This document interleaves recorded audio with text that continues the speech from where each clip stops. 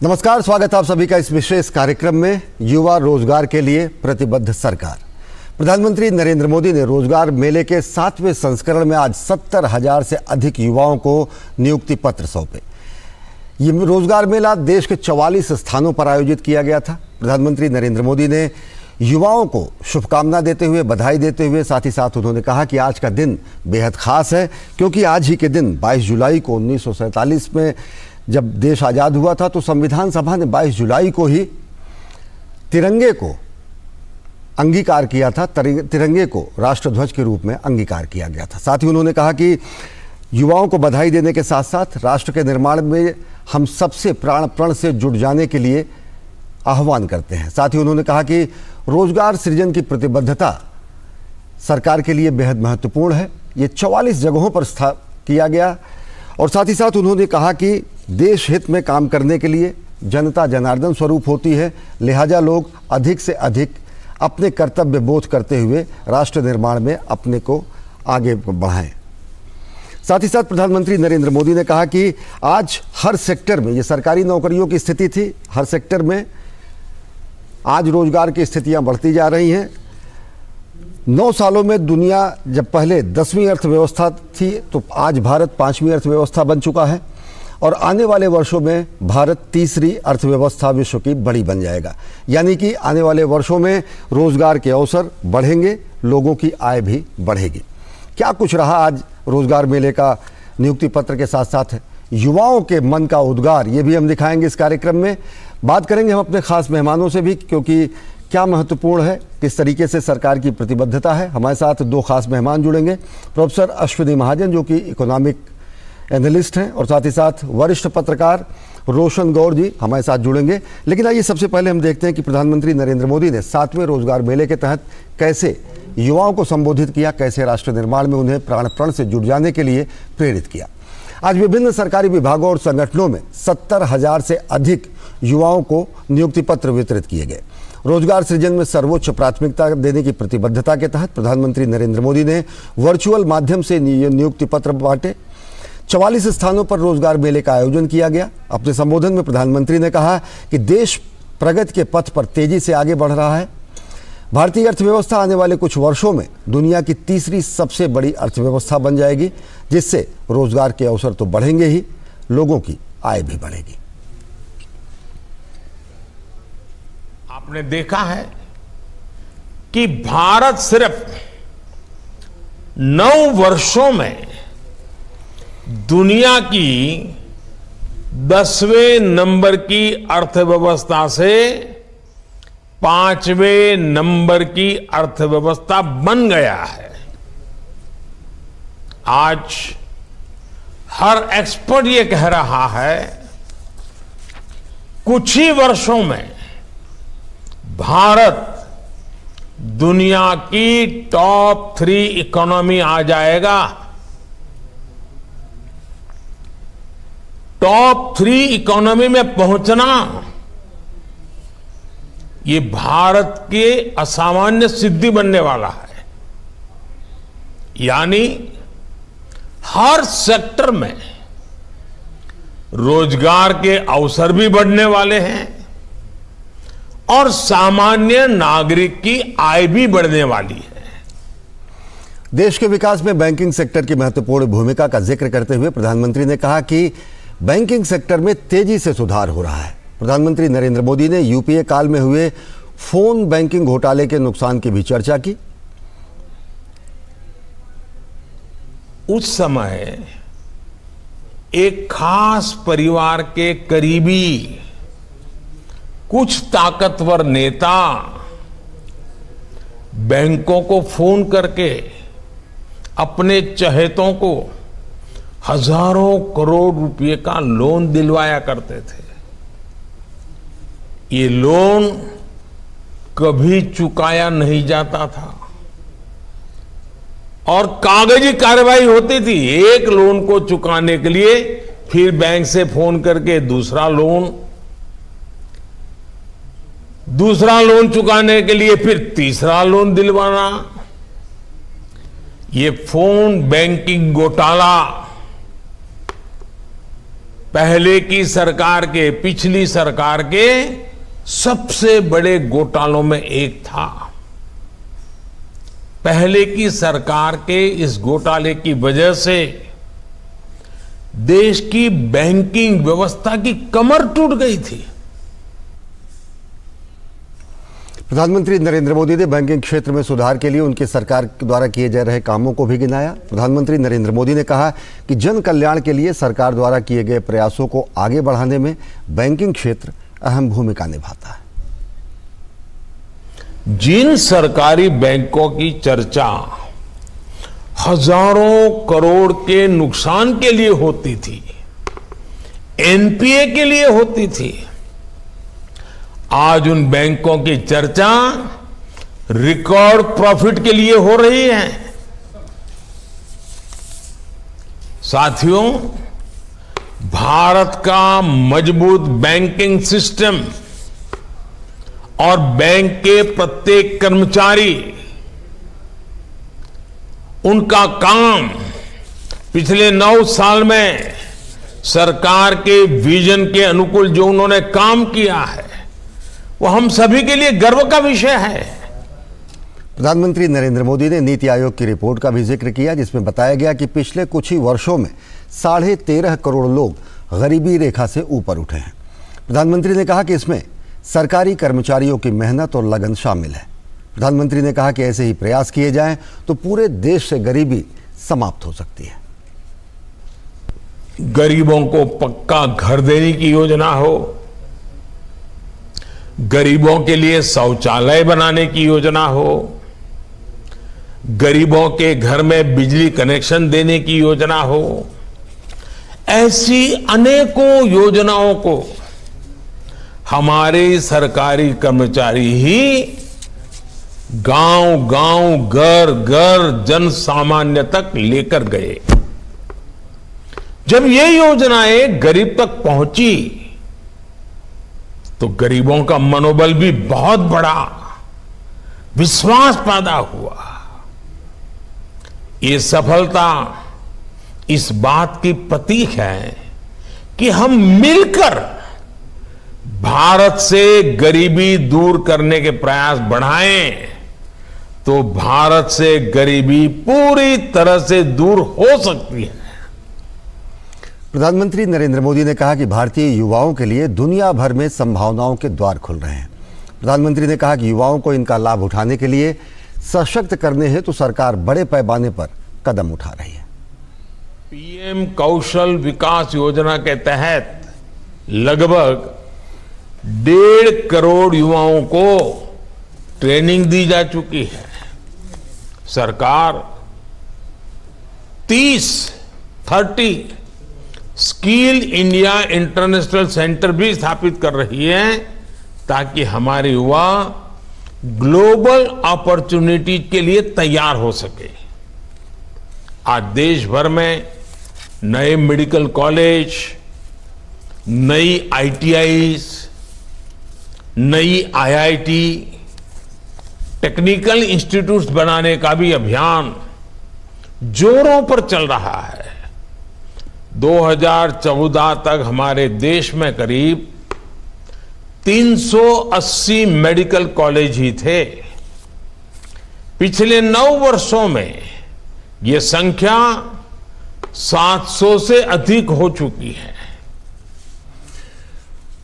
और बेहद महत्वपूर्ण कदम सरकार द्वारा रोजगार सृजन के लिए और युवाओं को उनके मनमाफिक काम देने के लिए युवा शक्ति के सकारात्मक उपयोग के लिए रोजगार मेले का आयोजन, 7वें रोजगार मेले का आयोजन।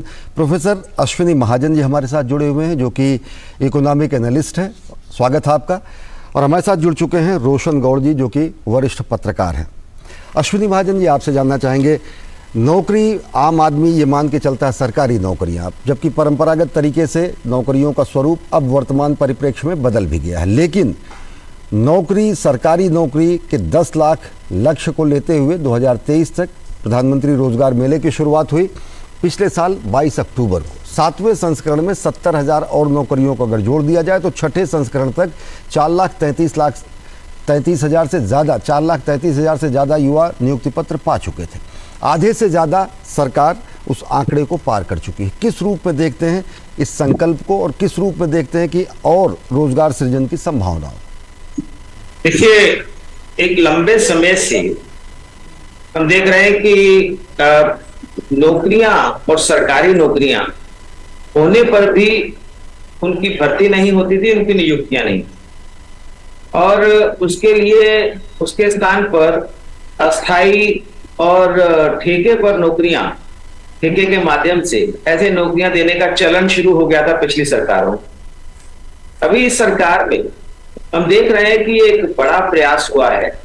ये जो प्रधानमंत्री जी के इस रोजगार मेला में तो नियुक्ति पत्र जो बांटे हैं वो तो हैं ही, लेकिन मैं यहाँ पर एक बात को और रेखांकित करना चाहता हूं कि विभिन्न संस्थानों में और विभिन्न सेक्टर्स में सरकारी नौकरियां लगातार एक बड़े अभियान के नाते वहां भर्तियां हो रही हैं जी। मैं दिल्ली विश्वविद्यालय का भी आपको उदाहरण बताता हूं। लंबे समय तक तदर्थ शिक्षक उसमें लगे रहते थे और लगभग दिल्ली विश्वविद्यालय में 6000 तदर्थ शिक्षक थे। बड़ी संख्या में वहां अब परमानेंट अपॉइंटमेंट्स हो गई हैं। तो ऐसे में ये केवल एक विश्वविद्यालय का उदाहरण मैंने आपको दिया।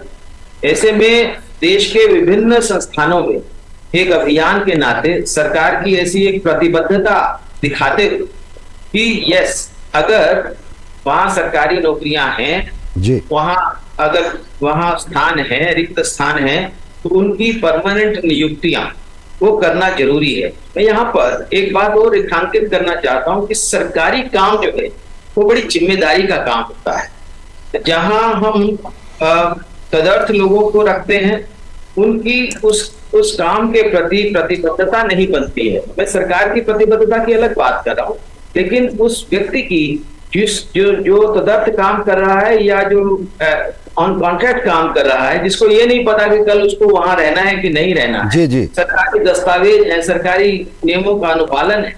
इसलिए ये जरूरी है कि जो भी सरकारी भर्ती हो वो परमानेंट हो और उसमें उनको तमाम प्रकार की सभी सुविधाएं मिले और साथ ही साथ जॉब सिक्योरिटी भी हो। हाँ, एक सेंस ऑफ सिक्योरिटी भी आती है कहीं ना कहीं, और उसके लिए युवाओं की लालसा आकांक्षा भी रहती है। रोशन गौड़ जी, आपसे जानना चाहेंगे, जैसा कि अभी अश्विनी महाजन जी ने कहा, एक एडहॉकिज्म की मेंटेलिटी आ गई थी। कॉन्ट्रेक्चुअल नियुक्तियां तो हुआ ही करती थी, मानसिकता ही एडहॉकिज्म की हो गई थी। वो सभी क्षेत्रों से, चाहे नियुक्ति के क्षेत्र से अलग अगर देखें तो सभी मंत्रालयों से, सभी क्षेत्रों से हटाने का प्रयास भी सरकार ने किया है। किस रूप में देखते हैं 10 लाख युवाओं को रोजगार देने का, सरकारी रोजगार देने का लक्ष्य महत्वाकांक्षी, और 5 लाख अभी ही अचीव कर लिया जाना, यानी कि रिक्त पदों की भर्ती की अगर ये प्रक्रिया जारी रही तो समय पहले तो भर्तियां हो ही जाएंगी और भी भर्तियों की भी उम्मीद जगती है। बिल्कुल, एक तो आंकड़ा है जो आज सरकार ने खुद ही दिया है कि यूपीए सरकार में 10 सालों में लगभग 6 लाख नौकरियां मिली थी, और जो एनडीए की ये वर्तमान में मोदी सरकार है, इन्होंने अब तक करीबन 8.5 लाख रोजगार लोगों को यानी सरकारी नौकरी, पक्की नौकरी दी। तो नौकरी देने का जो प्रतिशत है वो बढ़ा है, और उम्मीद करते हैं, जैसे कि पिछले साल 2022 में सरकार ने एक सर्वे कराया था, तो उसे पता लगा था कि सरकारी विभागों में लगभग 10 लाख पोस्टें खाली हैं। तो उसके लिए सरकार ने फिर तेजी से काम किया, और पिछले अगर हम अक्टूबर 2022 और अभी ये जुलाई 2023 हो गया, लगभग अभी 9-10 महीने हुए हैं, और इनमें एक 7वीं बार रोजगार मेला लगाया है और लगभग 3.5 लाख लोगों को रोजगार दिया है। तो ऐसा इसलिए हो रहा है कि सरकार चाहती है कि फटाफट लोगों को नौकरी मिले, जो एडवोकेजम है वो खत्म हो, और जो रिक्त पदे हैं उनको फटाफट भरा जाए, और जो देश में एक विपक्षी दलों द्वारा एक माहौल भी बनाया गया था कि रोजगार नहीं दिया जा रहा है, बेरोजगारी की स्थिति ज्यादा है, उस पर भी अंकुश लगे। दूसरी जो बात आपने कही कि एडवोकेजम जो चल रहा था कि लोगों को टेम्पररी रख दो, ठेके पर रख दो, ये मुझे लगता है कि इसके 2 कारण है। एक कारण तो सरकारी कर्मचारी स्वयं है, क्योंकि मैं ट्रेड यूनियन कवर करता रहा हूं, तो मैंने देखा कि एक जमाना ऐसा था कि सरकारी नौकरियों में, सरकारी जितनी डिपार्टमेंट है, जितनी विभाग है, सब में ट्रेड यूनियन होते थे, और आए दिनों में हड़ताल होती थी, आए दिन हड़ताल होती थी। अगर आप हॉस्पिटल में चले जाओ तो वहां जो ग्रुप बी और ग्रुप सी के लोग थे वो अक्सर हड़ताल पर रहते थे। तो फिर सरकार ने एक रास्ता निकाला कि इसमें हम अगर कॉन्ट्रैक्ट में लोगों को रखें तो कम से कम तो हड़ताल वाली चीजें खत्म हो गई और उसमें सुधार हुआ है। अगर आप देखें कि अब हड़ताल कम हो गई क्योंकि अब जो ट्रेड यूनियन सिस्टम है वो कहीं ना कहीं कमजोर हुआ है निश्चित तो तरीके से। क्योंकि सरकार को ऐसा लगता है कि शायद अगर हम ज्यादा इसमें एडवोकेटिज्म करेंगे तो शायद ये सरकारी कामकाज प्रभावित होगा, तो इसलिए फिर वापस सरकारी नौकरियां खुली हैं। और अभी जैसे आपने खुद ही कहा कि 3.5 लाख तो दे चुके थे, 70,000 आज और दे चुके हैं और जो 10 लाख पोस्टें खाली हैं वो शायद मुझे ऐसा लगता है कि जैसे टारगेट रखा गया कि दिसंबर 2023 तक हम मैक्सिमम लोगों की भर्ती कर देंगे, तो उस तरह मुझे लगता है कि जी वो समयबद्ध चरणबद्ध तरीके से पूरी होंगी। देश भर के अलग अलग हिस्सों में आयोजन हुआ। बेंगलुरु मुंबई के युवाओं का जो नियुक्ति पत्र पाए क्या उद्गार रहे, ये हम एक बार आपको सुनाते हैं, दर्शकों को सुनाते हैं, चर्चा हम जारी रखेंगे।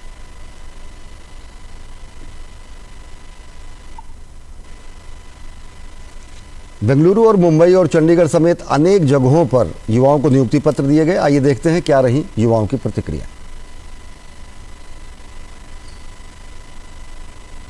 Sciences and technology. It is a very great opportunity for me, and it's not only great for me, it is great for my parents and my other officers too. I got appointed as UDC in Ministry of Defence. When you get this appreciation, it feels very good. Seeing my mother happy and my sister proud. After 3 weeks training, I'll be appointed branches in Jayanagar, Bangalore. I got appointment in Ministry of Defence. It's a compassionate appointment. I faced many difficulties after my husband's death. It's very huge, very helpful and happy moment for me. Central order commission में हुआ है। यहाँ पे आकर मुझे काफ़ी अच्छा लगा, काफ़ी उत्साहित हूँ। प्रधानमंत्री जी की बात सुन के हम और उत्साहित हो गए हैं और अपने पद पे कार्य करने के लिए और उत्साह के साथ कार्य करेंगे। मुंबई कस्टम्स में मुझे हवलदार के पोस्ट में मुझे अपॉइंट किया गया है and this is Ministry of Finance and I am really very excited to join this post and serve this country. मेरा चयन मुंबई कस्टम्स हवलदार में हुआ है। मुझे ये प्रोग्राम ज्वाइन करके बहुत अच्छा लगा है और मैं अपने देश की उन्नति के लिए तुमसे जो बन पड़ेगा वो करूँगी। कस्टम्स में एज अ हवलदार सिलेक्शन हुआ है तो मुझे इस रोज़गार मेला में अपॉइंटमेंट लेटर मिला है। मैं बहुत खुश हूँ। Thank you government of India, thank you so much. Junior engineer हुआ है फूड कॉर्पोरेशन ऑफ इंडिया में और सबसे ज़्यादा खुश मेरे से ज़्यादा मेरी मम्मी और पेरेंट्स हुए होंगे, मम्मी डैडी, तो उनके लिए भी आपसे उनकी तरफ से भी आप लोगों को thank you. Now I am selected for हवलदार as in a customs department Mumbai and today I receive my joining letter. Thank you very much and I am very happy.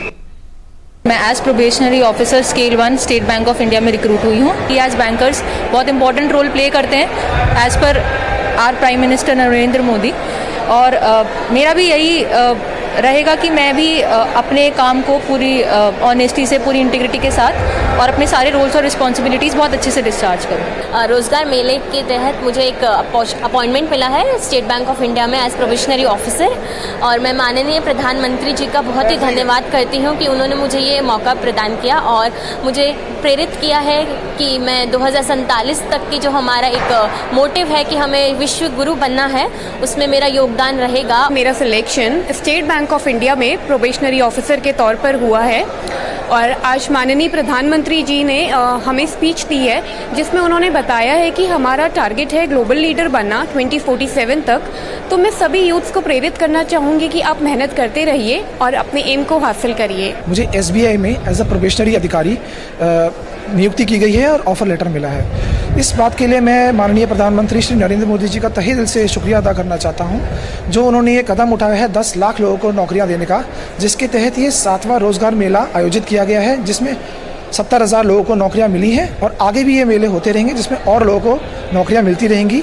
इससे युवाओं में प्रेरणा बढ़ेगी, उनमें सरकारी नौकरी ज्वाइन करने का इच्छा बढ़ेगा और देश के विकास में सहयोग करने में उनको प्रेरणा मिलेगी। ये जो अपॉइंटमेंट्स है इसके साथ जो ऑनरेबल प्राइम मिनिस्टर का जो स्पीच है ये हमें बहुत मोटिवेट करता है।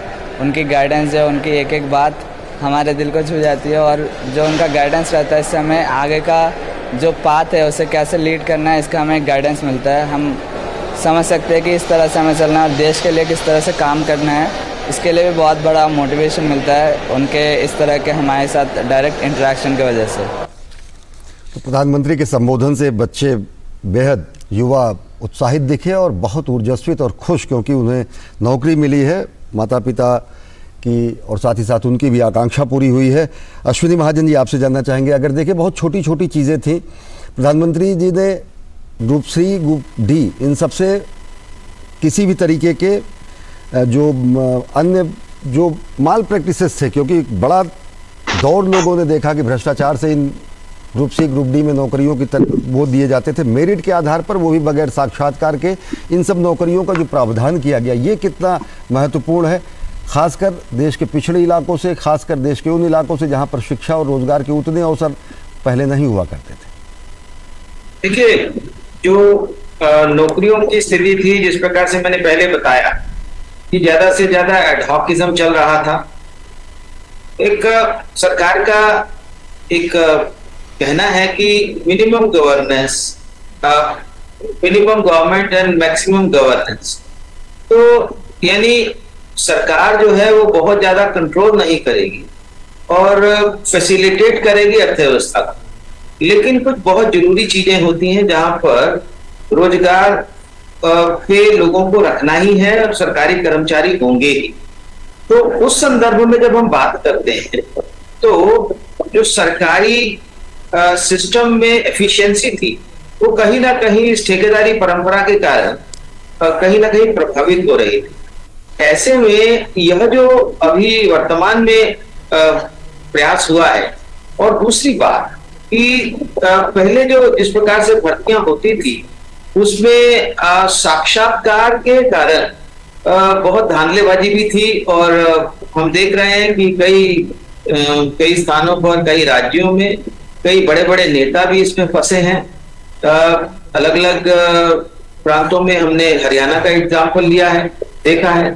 तो ऐसे में बिना साक्षात्कार के केवल रिटन एग्जामिनेशन के आधार पर, जो कि जिसको हम ठीक प्रकार से आयोजित कर सकते हैं, जिसमें धांधलेबाजी की, क्योंकि उसमें टेक्नोलॉजी का उपयोग होता है, तो धांधलेबाजी की और उसमें संभावना नहीं रहती है। तो साक्षात्कार में जो सबसे ज्यादा धांधली होती थी उसको समाप्त किया गया है। तो यह एक बहुत बड़ा कदम था जिसका सबने सराहना की, और इसके कारण युवाओं में, और खासतौर पर रेलवे की भर्ती में भी, जिस प्रकार से पहले रेलवे की भर्ती में इधर से उधर हमारे कैंडिडेट्स आया जाया करते थे, उसमें भी कहीं ना कहीं सुधार की बात आगे बढ़ी है। तो ऐसे में सरकारी नौकरियों में कैसे भर्ती हो, उस भर्ती की व्यवस्था को भी अभी बेहतर किया गया, यह भी एक रेखांकित करने वाली बात। जी रोशन गौड़ जी, अगर देखें जो हम चर्चा कर रहे थे कि साक्षात्कार खत्म किया जाना CD ग्रुप्स की नौकरी में और नौकरियों में, उसके अलावा अगर देखें तो बहुत छोटी छोटी चीज़ें हम लोग पढ़ते थे अटेस्ट कराने के लिए, यहाँ जाना वहाँ जाना, गेस्टेड अफसर खोजना। एक युवा कहीं ना कहीं अपने ऊर्जा को उतना चैनलाइज करके, या फिर ऐसी स्थितियाँ जब होती थी, जब भ्रष्टाचार की कहानियाँ सुनता था, बड़े बड़े आयोग जो होते थे वहाँ पर भी भ्रष्टाचार के कीर्तिमान गढ़े गए। अब वो दौर समाप्त होता है दिख रहा है, भ्रष्टाचार समाप्त होता दिख रहा है कि पारदर्शी तरीके से वो युवा आ रहा है जो खास तरीके से अपने मेधा और बुद्धि के हिसाब से। ये कितना मददगार है सामाजिक न्याय के लिहाज से, आप देखते हैं? देखिए, सबसे पहली और बड़ी बात तो यह है कि जब कोई व्यक्ति सरकारी नौकरी के लिए अप्लाई करता है, वहां से उसका संघर्ष शुरू होता है, और जब उससे वो टेस्ट पास कर लेता है, फिर इंटरव्यू में जाता था, और इंटरव्यू में सीधे इंटरव्यू में फेल होता था, और उसमें जो आदमी उस खेल में पास हो जाता था उसको नौकरी मिलती थी, और फिर उसको अपॉइंटमेंट लेटर लेने में उसको बहुत संघर्ष करना पड़ता था।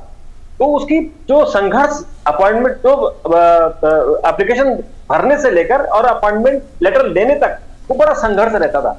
तो ये जो रोजगार मेले का चलन शुरू हुआ है, इसमें सबसे अच्छी बात यही हुई है कि अब जो डिपार्टमेंट, जिन डिपार्टमेंटों को नौकरी देनी है, ये उनकी जिम्मेदारी हो जाती है अब, कि जिन लोग कैंडिडेटों ने एग्जाम पास कर लिया उनको अब अपॉइंटमेंट लेटर दोगे, उसको डेट फिक्स हो गई है कि इस तारीख को प्रधानमंत्री जी रोजगार मेला लगाएंगे, तो उनके हाथ में अपॉइंटमेंट लेटर होना चाहिए।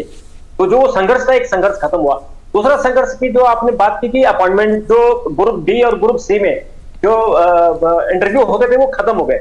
और तीसरा जो सेल्फ अटेस्टेशन का, ये भी बहुत बड़ा इसमें चक्कर था कि कैंडिडेट ढूंढते रहते थे कि सरकारी अफसर मिले न मिले, कोई रिश्तेदारी में है कि नहीं है। फिर आदमी डॉक्टरों को ढूंढते थे, फिर वो उनकी फीस होती थी कि 20 रुपए हम साइन करने के लेंगे या 25 रुपए लेंगे। तो एक संघर्ष का दौर था। मुझे लगता है कि वो संघर्ष का दौर खत्म हुआ है और ये जो रोजगार मेले का चलन हुआ है, इससे कम से कम उन डिपार्टमेंटों की जिम्मेदारी हो गई है कि कितना जल्दी आप लोगों को, जो लोग जिन लोगों ने एग्जाम पास के लिए, और पारदर्शिता, सबसे बड़ी बात पारदर्शिता बढ़ी है, भ्रष्टाचार समाप्त हुआ, पारदर्शिता बढ़ी, युवाओं का उत्साह भी बढ़ा है। चलते चलते आखिरी सवाल लेंगे प्रोफेसर अश्विनी महाजन जी। ये सरकारी नौकरी एक क्षेत्र है, तकरीबन 10% क्षेत्र है, 90% क्षेत्र जो है पूरे कार्यबल का अनौपचारिक क्षेत्र से आता है। ईपीएफओ के जो आंकड़े बताते हैं वो तकरीबन बताते हैं 1.5 करोड़ से ज़्यादा नौकरियां दी जा चुकी हैं अन्य क्षेत्रों में प्रधानमंत्री नरेंद्र मोदी के इस कार्यकाल के दौरान। और आंकड़े एकदम साफ बताते हैं कि ईपीएफओ के जो रजिस्ट्रेशंस थे 2014 में 15.84 करोड़ के आसपास थे, 21-22 में बढ़कर ये तकरीबन 27 करोड़ के आसपास हो गए। किस रूप में देखते हैं रोजगार ओवरऑल सरकारी नौकरियों से अलग इस पूरे के पूरे टेन्योर को, कि रोजगार सृजन के लिहाज से? देखिए, नौकरियां कई प्रकार की है। सरकारी क्षेत्र है, केंद्र सरकार, राज्य सरकार और सरकारी प्रतिष्ठान जी। इसके अतिरिक्त एक बहुत बड़ा क्षेत्र है जिसमें सरकारी, गैर सरकारी में निगम क्षेत्र है, यानी जो कंपनियां हैं, जो ऑर्गेनाइज सेक्टर है, जो तथाकथित रूप से जिसको ऑर्गेनाइज सेक्टर बोलते हैं, वहां पीएफ इत्यादि की सुविधा होती है। और वर्तमान सरकार में जो एक पिछले सरकारों में लगातार ये चल रहा था कि विदेशी आयात बढ़ते जा रहे थे, जिसके कारण हमारे यहाँ की मैन्युफैक्चरिंग खत्म हो रही। तो मैं चूंकि अर्थशास्त्र का विद्यार्थी हूँ, उस नाते से मैं आपको बताना चाहता हूँ कि एक लंबे कालखंड के बाद अभी सरकार की तरफ से एक प्रयास शुरू हुआ है कि आत्मनिर्भर भारत बनाना है। और आत्मनिर्भर भारत कैसे बनाना है? वो होगा हमारे आर्थिक क्षेत्र से ही बनेगा।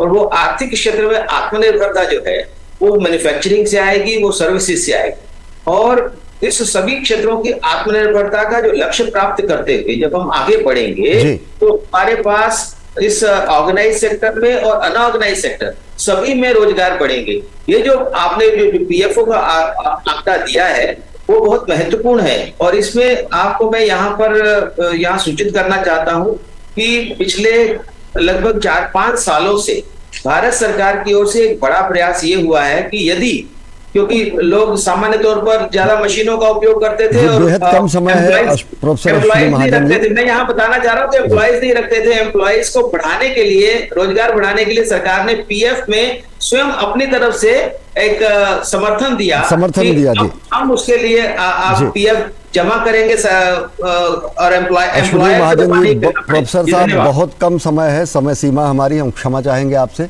बहुत बहुत धन्यवाद रोशन गौड़ जी और साथ ही साथ प्रोफेसर अश्विनी महाजन जी। स्पष्ट है आंकड़े और स्पष्ट है सरकार की नीति और नीयत दोनों।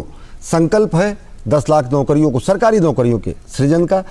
5 लाख से ज़्यादा नियुक्ति पत्र बांटे जा चुके हैं। साथ ही साथ एक आह्वान भी प्रधानमंत्री का कि सरकारी नौकरियों से अलग अन्य क्षेत्रों में भी नौकरियों का सृजन हो रहा है, क्योंकि भारत की अर्थव्यवस्था तेजी से बढ़ रही है। अगले आने वाले वर्षों में तीसरी सबसे बड़ी जब अर्थव्यवस्था होगी तो आय भी बढ़ेगी, रोजगार भी बढ़ेगा। और सबको अंशदान करना चाहिए 2047 के अमृतकाल में भारत को जगत गुरु बनाने के लिए। इस कार्यक्रम में फिलहाल इतना ही। देश और दुनिया की ताज़ा तरीन खबरों के लिए देखते रहिए डीडी न्यूज़। नमस्कार।